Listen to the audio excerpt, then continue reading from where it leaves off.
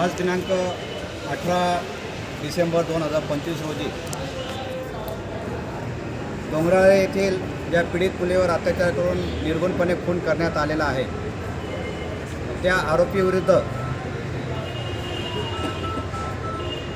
सोमवारी दोषारोपपत्र दाखल करण्यात आलेलं आहे आणि त्यानंतर आजची तारीख ठेवण्यात आलेली आहे।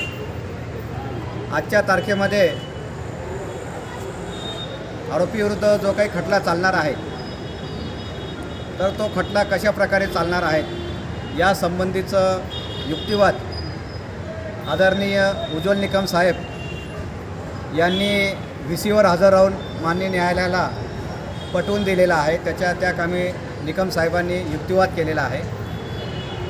आजची खटल्याची जी काही स्टेज आहे पूर्वीचं CRPC 226 कलम 226 आणि आताचे BNSS चे कलम 249 प्रमाणे प्रत्येक फौजदारी खटल्यामध्ये खटला सुरू होण्यापूर्वी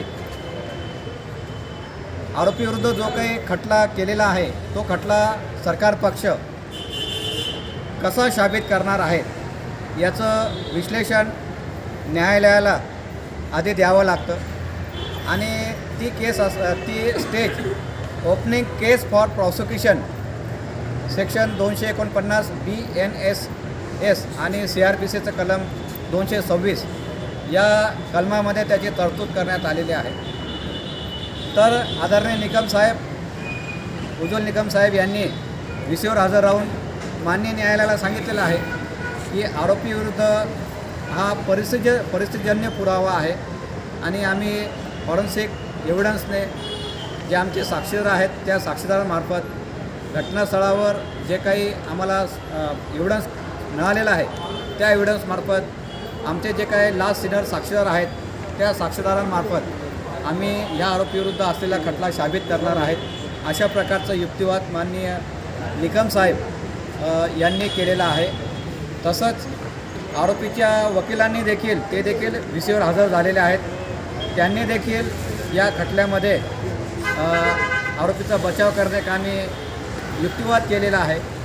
त्या आरोपीच्या वकिलांनी असं सांगितलं आहे की आरोपीविरुद्ध सरकार पक्षाने कुठल्याही प्रकारचा पुरावा जो आहे तो व्यवस्थितरित्या मांडलेला नाही आहे, कलेक्ट केलेला नाही आहे आणि त्याच्यामुळे आरोपीला सोडून द्यावं असं आरोपीच्या वकिलांनी युक्तिवाद केलेला आहे। तसंच मूळ फिर्यादीतर्फे ॲडव्होकेट हर्षद तिवारी आणि स्नेहा ठाकरे शर्मा मॅडम यांनी देखील युक्तिवाद केलेला आहे आणि आरोपीविरुद्ध जो काही आता केस ओपनिंग फॉर प्रॉसिक्युशन ही जी काही स्टेज आहे त्या स्टेजप्रमाणे माननीय न्यायालयाने उज्ज्वल निकम साहेबांचं युक्तिवाद ऐकून घेतलेलं आहे, आरोपींचा युक्तिवाद ऐकून घेतलेला आहे, आमचा सगळ्यांचा इन्फॉर्मंटचा आणि दोघा वकिलांचा देखील युक्तिवाद ऐकून घेतलेला आहे आणि 22 तारखेला आता पुढची स्टेज राहणार आहे। त्याचप्रमाणे निकम साहेब यांनी या आरोपीविरुद्ध जो काही चार्ज ठेवायचा आहे तर कच्चा ड्राफ्ट द्यायचा असतो तर तो ड्राफ्ट चार्ज देखील निकम साहेबांनी आज माननीय न्यायालयापुढे सादर केलेला आहे। तो देखील आम्ही त्यांच्या वतीने आज माननीय न्यायालयात फाईल केलेला आहे। यापुढे आरोपीविरुद्ध काय चार्ज ठेवणार आहे याची स्टेज पुढच्या तारखेला निश्चित होईल। तत्पूर्वी याच्यावर चार्ज का ठेवण्यात येणार आहे आणि कुठले चार्ज ठेवण्यात येणार आहेत याचं त्यापूर्वी चार्ज ठेवण्यापूर्वी युक्तिवाद होईल आणि त्याच्यानंतर आरोपीवर दोष निश्चिती म्हणजे चार्ज फ्रेम करण्यात येणार आहे। आता त्याच्यामुळे ही केस अतिशय लवकरात लवकर भविष्यात चालणार आहे आणि त्यासाठी शासनाचे आणि निकम साहेबांचेही प्रयत्न आहेत। परंतु कायद्याच्या ज्या काही तरतुदी आहेत त्या संपूर्ण तरतुदींचे अवलंबन आपण करणार आहोत। कुठल्याही प्रकारचा कायदेशीर त्रुटी राहू नये याची काळजी निकम साहेबांकडून घेतली जाते आहे, शासनाकडून घेतली जाते आहे। त्याच्यामुळे आरोपीला भविष्यात सुटण्यासाठी कुठल्याही प्रकारचा लॅकुना राहू नये, कुठल्याही प्रकारची लवचिकता राहू नये, उणीव राहू नये याची पुरेपूर काळजी शासनातर्फे घेण्यात येत आहे। तसेच आदरणीय उज्ज्वल निकम साहेब यांच्याकडून देखील घेण्यात येत आहे।